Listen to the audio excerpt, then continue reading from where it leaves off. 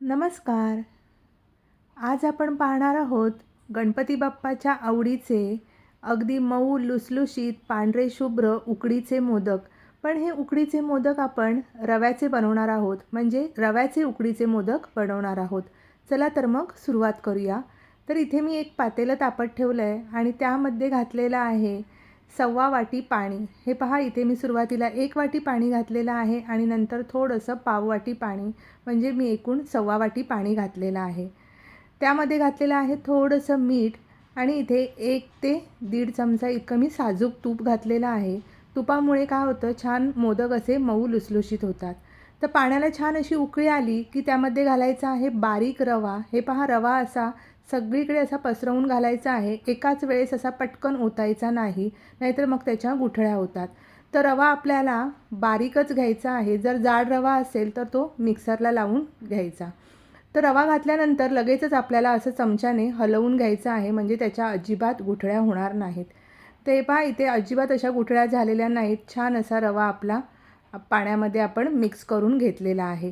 तर गॅस आता बंद करायचा आणि तुम्ही पाहू शकता मस्त असा रवा हा आपला पाण्यामध्ये शिजवून आपण घेतलेला आहे. अगदी 5 मिनिटाची उकड काढली तरी बस होते. आता यावर आपण 10 मिनिटासाठी एक झाकण ठेवायचं. गॅस बंद केलेला आहे. आता आपण सारण करूया. तर इथे एका भांड्यामध्ये मी घेतलेलं आहे साजूक तूप. 1 चमचा तूप घातलेला आहे आणि इथे 1 वाटी ओल्या खोबऱ्याचा किस घेतलेला आहे. ओल्या नारळाचा चव 1 वाटी घेतलेला आहे. सुरुवातीला 2 ते 3 मिनटं आपल्याला व्यवस्थित असा तुपामध्ये परतून घ्यायचा आहे आणि नंतर त्यामध्ये अर्धी वाटी मी किसलेला गूळ घातलेला आहे. 1 वाटी खोबरं असेल तर अर्धी वाटी गूळ घालायचा. जर तुम्हाला जास्त गोड हवं असेल तर थोडंसं गुळाचं प्रमाण वाढवलं तरी चालू शकेल. 5 मिनिटांनी तुम्ही पाहू शकता गूळ मस्त असा वितळलेला आहे. पण आपण चमच्याने असं हलवत परतत राहायचं, म्हणजे थोडंसं सारण आपलं सुकतं, नाहीतर मग ते ओलं राहतं. त्यामुळे असं परतत राहायचं. तर आता झालेलं आहे आपलं सारण. मी गॅस बंद केला आणि नंतर शेवटी आपल्याला यामध्ये घालायची आहे वेलची जायफळची पूड. शेवटी घालायची, म्हणजे छान असा स्वाद येतो. तर आपलं सारण पण झालेलं आहे आणि आता आपलं ही रव्याची उकड जी आपण काढली होती ती बऱ्यापैकी थंड झालेली आहे. तर एका परातीमध्ये मी हे काढून घेतले, एका ताटामध्ये. हे पहा, आणि आता हे बऱ्यापैकी कोमट झालेलं आहे, जास्त गरम नाही आहे, हाताला सोसवतं आहे. तर आपण छान असं हे मळून घ्यायचं. जरासुद्धा ह्यामध्ये गुठळी राहिलेली नाही आहे. हे पहा, छान असं आपण हे व्यवस्थित असं मळून घ्यायचं आहे. जर गरज असेल तर थोडंसं पाण्याचा हबका मारायचा, पण मी इथे जरासुद्धा पाणी वापरलेलं नाही आहे. अगदी परफेक्ट असं हे आपली रव्याची उकड झालेली आहे. हे पहा, आपलं हे रव्याचं हे उकड मळून झालेली आहे. अगदी अशी मऊसूत छान अशी मळून घ्यायची. आता आपण लगेचच ह्याचे मोदक करायला घेऊयात. तर इथे एक लिंबा एवढा आपल्याला गोळा घ्यायचा आहे. हातावर छान असा मळून घ्यायचा. हे पहा, आणि आता इथे मी ही तांदळाची पिठी घेतलेली आहे. त्यामध्ये असा थोडासा घोळवून घ्यायचा आणि छान अशी याची पारी करून घ्यायची. जर तुम्हाला अशी पारी करायला किंवा अशी वाटी करायला जमत नसेल तर पोळपाटावर लाटून घेतलं तरीसुद्धा चालू शकेल. पुरीच्या आकाराची लाटून घ्यायची पारी अशी आणि नंतर ह्यामध्ये सारण भरायचं आहे. तर इथे मी हे पहा, इथे हे सारण भरलेलं आहे आणि अगदी हलक्या हाताने छान अशा याला कळ्या पाडून घ्यायच्या. हे तुम्ही साच्यातसुद्धा मोदक बनवू शकता आणि हे असे हाताने सुद्धा बनवू शकता. तर अशा छान अशा याला कळ्या पाडून घ्यायच्या. हे पहा अशा, आणि अगदी सगळ्या बाजूने त्याला नंतर असं बंद करून घ्यायचं. अगदी पटकन सहज आणि सोप्या पद्धतीने होतात, जरासुद्धा फुटत नाहीत. हे पहा, छान असा मस्त आपला मोदक हा सुबक असा तयार झालेला आहे.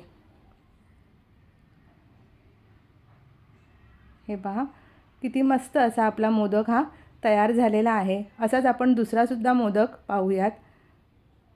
अगदी जरासुद्धा ती पारी अशी फुटत नाही, त्याला चिरा जात नाहीत. अगदी पटकन असे हे रव्याचे मोदक होतात. तर इथे मी ही अशी पारी करून घेतली आणि त्यामध्ये आपण हे सारण भरायचं आहे. सारण अगदी खूप जास्त भरायचं नाही, नाहीतर मग कधी कधी मोदक जर फुटले तर मग ते सारण बाहेर येतात. ते पहा, अशा छान अशा कळ्या अगदी हलक्या हाताने करून घ्यायच्या आणि असं सगळ्या बाजूने असं व्यवस्थित बंद करून घ्यायचं. वरचं थोडंसं पीठ असं वाटत असेल जास्त तर असं काढून घ्यायचं आणि आपला हा सुद्धा मोदक आपला छान असा तयार झालेला आहे। तर अशाच तऱ्हेने मी सगळे हे मोदक करून घेतले आहेत। आता आपल्याला ते वाफवून घ्यायचे आहेत, पण त्या अगोदर मी इथे अजून छान दिसण्यासाठी त्यावर ह्या केशरच्या काड्या लावत आहे। अगदी ऑप्शनल आहे, असतील तर लावायच्या, नाही लावल्या तरीसुद्धा चालू शकेल। तर आता ह्याला आपण वाफवून घेऊया।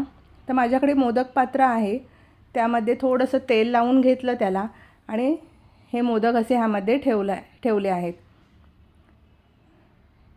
हे पहा, आता मी हे वाफवण्यासाठी हे मोदक ठेवलेले आहेत। 10 ते 12 मिनिटासाठी आपल्याला हे वाफवायचे आहेत। साधारण 15 मिनिटांनी मी हे झाकण काढलं आणि तुम्ही पाहू शकता मस्त असे आपले मोदक तयार झालेले आहेत। थोडी त्याची साईजसुद्धा वाढलेली आहे। खालच्या भांड्यातले सुद्धा तुम्ही पाहू शकता, अगदी परफेक्ट असे आपले मोदक तयार झालेले आहेत।